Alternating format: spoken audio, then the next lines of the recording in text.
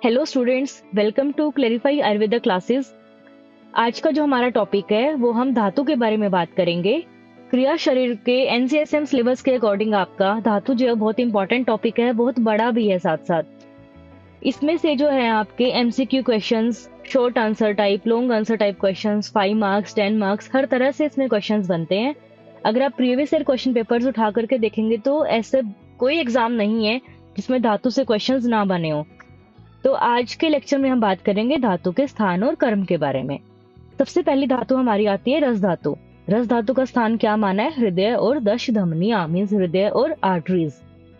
जो भी हम बच्चों आहार रस लेते हैं वो हमारा रस धातु के अंदर कन्वर्ट होता है, इसीलिए उसका स्थान क्या बताया है? हृदय और दश धमनियां। नेक्स्ट हमारी धातु आती है रक्त धातु। रक्त धातु का स्थान माना है यकृत और प्लीहा। हम जो है स्टूडेंट्स इसको कंफ्यूज कर लेते हैं रक्त धातु को हृदय से। मॉडर्न के अकॉर्डिंग हम अपना सोचते हैं तो रक्त को हृदय से कोरिलेट कर लेते हैं, लेकिन आयुर्वेद के अनुसार रक्त धातु का स्थान क्या माना है? यकृत और प्लीहा।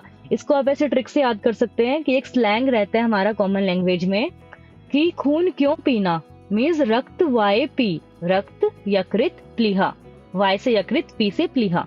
इससे आप याद रख सकते हैं, अच्छे से आपको याद रहेगा। नेक्स्ट धातु हमारी आती है मांस धातु।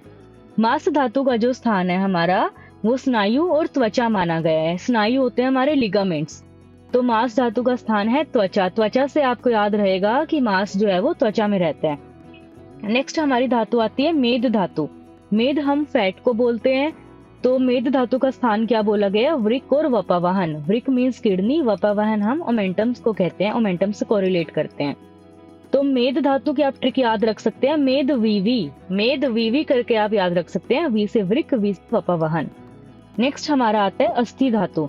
अस्थि हमें पता है, अस्थि हमारी रहेगी मेद में और जगन में। मेद, क्योंकि मेद के बाद अस्थि धातु आता है तो अस्थि का स्थान क्या बताया है? मेद, और जगन क्या है? हमारा पेल्विक रीजन।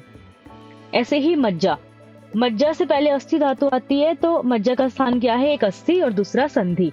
मज्जा क्या होती है बच्चों? हमारी बोन मैरो। बोन मैरो हमें पता है हमारी अस्थि के अंदर रहती है, उसको फिल करती है। बोन फिलिंग का काम हमारा अस्थि का है, तो इसीलिए उसका स्थान है अस्थि और संधि। आगे जो है नेक्स्ट हमारी आती है शुक्र धातु। शुक्र धातु शुक्र हम सीमन को बोलते हैं, तो सीमन का स्थान क्या है? वृषण और मेढ्र। वृषण मीन्स हमारे टेस्टिकल्स, मेढ्र मीन्स पीनस। तो सीमन हमारा कहाँ रहेगा? वृषण में और मेढ्र में। बच्चों रट्टा लगाने वाली इसमें कोई भी चीज नहीं है। अगर आप कंसेप्ट को समझ के चलेंगे तो आपको याद रहेगा, हमेशा याद रहेगा कि किस धातु का स्थान कौन सा है और क्यों है। अब नेक्स्ट हम बात करते हैं धातुओं के कर्म के बारे में। तो अष्टांग हृदय के अनुसार ही आपका श्लोक आता है, प्रीणन, जीवन, लेपन, स्नेहन, धारण, पूरण, गर्भ उत्पादन।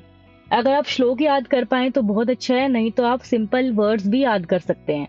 तो अगर हम रस धातु की बात करें तो रस धातु क्या काम करेगी? प्रीणन का, मीन्स हमें नरिशमेंट का काम किसका है? रस धातु का, प्रीणन।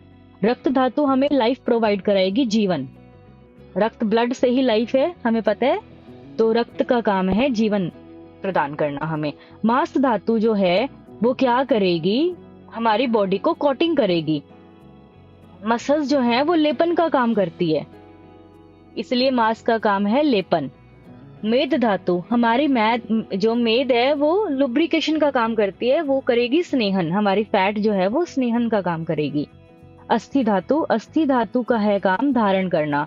जो भी हमारा स्केलेटल सिस्टम है पूरा का पूरा, वो क्या करता है? हमारी बॉडी को एक स्ट्रक्चर प्रोवाइड कराता है, तो अस्थि का काम है शरीर को धारण करना।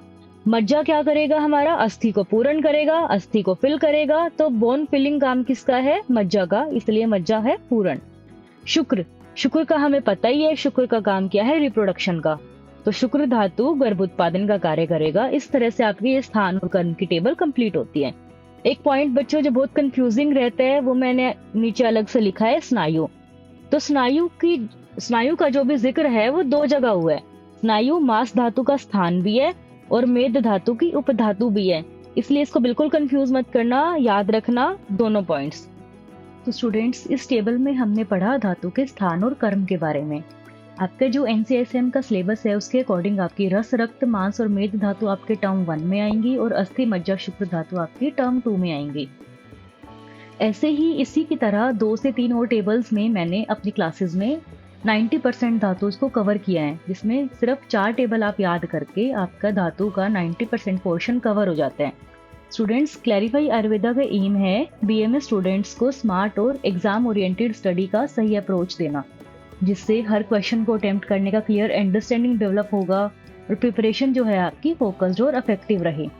अगर आप भी अपनी बीएमएस जर्नी को इजी, स्ट्रक्चर्ड और स्ट्रेस फ्री बनाना चाहते हैं तो क्लैरिफाई आयुर्वेदा क्लासेस ज्वाइन करें। अधिक जानकारी के लिए आप दिए हुए नंबर पे कांटेक्ट कर सकते हैं, कॉल या व्हाट्सएप भी आप इस पे कर सकते हैं। Thank you.